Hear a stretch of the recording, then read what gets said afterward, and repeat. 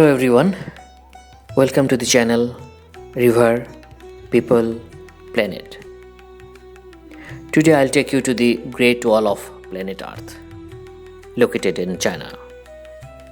I'll show how ambition, skills and collective actions of people contributed in building an architectural masterpiece. I was supported by my Chinese friend Xiao. Xiao has guided me throughout the trip, gathered record information about Great Wall, and his support was highly instrumental to accomplish the journey. Today I've come here, this Badaling area of Beijing. So there are some other locations where people go to visit to see the Great Wall, but this is one of the major locations. People generally come here.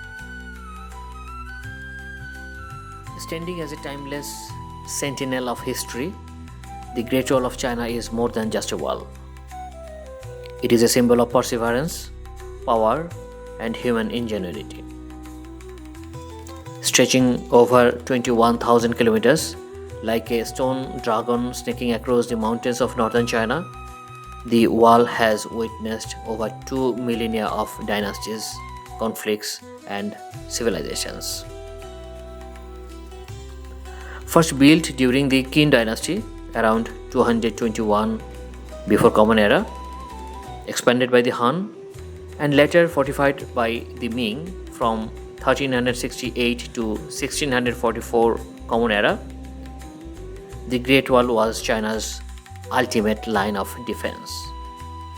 A shield against nomadic invasions, a checkpoint for migration, and a safeguard for trade along the legendary Silk Road. Today, this UNESCO World Heritage Site attracts over 10 million visitors every year, both domestic and international, who come not just to admire its scale, but to touch the stones that whisper stories of ancient battles, imperial dreams, and enduring strength. My journey to the historic marvel began in Beijing. Beijing is a city where tradition and modernity coexist. I rented a car and set off through its vibrant, bustling streets. As the concrete towers gave way to rolling suburbs, I marched onto the national highway that cuts through the majestic Yan Mountains.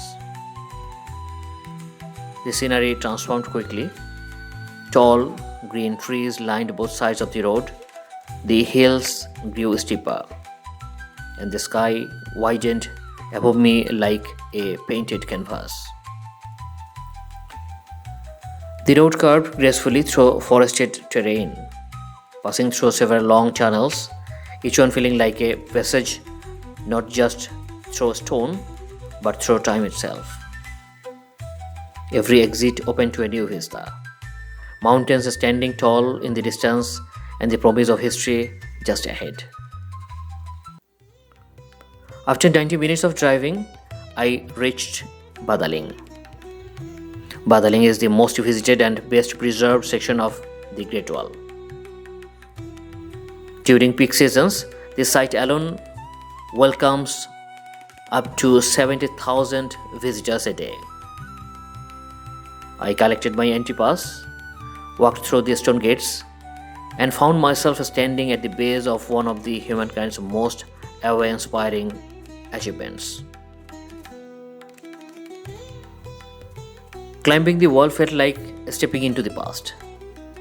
The path was paved with edged stone, wide enough for 5 horses or 10 soldiers to march abreast. It rose sharply with the contours of the hills, winding across the rugged terrain. Watchtowers appeared every few hundred meters, once used for surveillance, signaling, and shelter, now standing silent as monuments to military brilliance.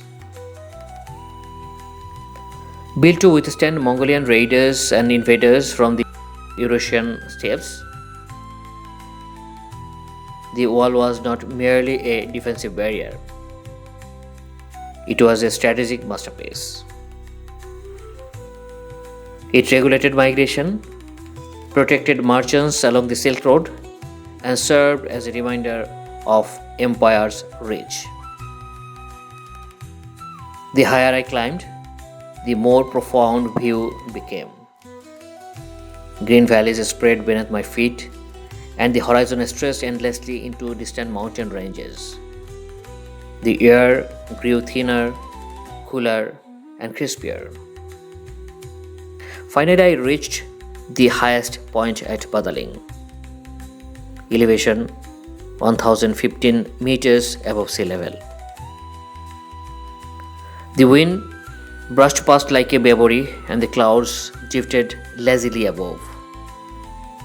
Standing there, I felt suspended between time and sky, surrounded by thousands of other travelers, each as avid as I was.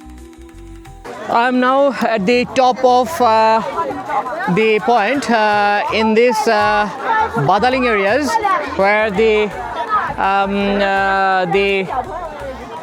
Great Wall runs from the location, the car park. From here, it's a long way, steep slopes that I had to climb, and it is the elevation of this location is about 1 kilometer from the mean sea level. So this is the top location of the area, especially for the Badaling areas.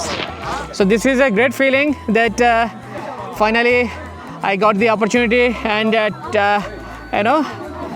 took the time, and I must thank Xiao to support me to be here.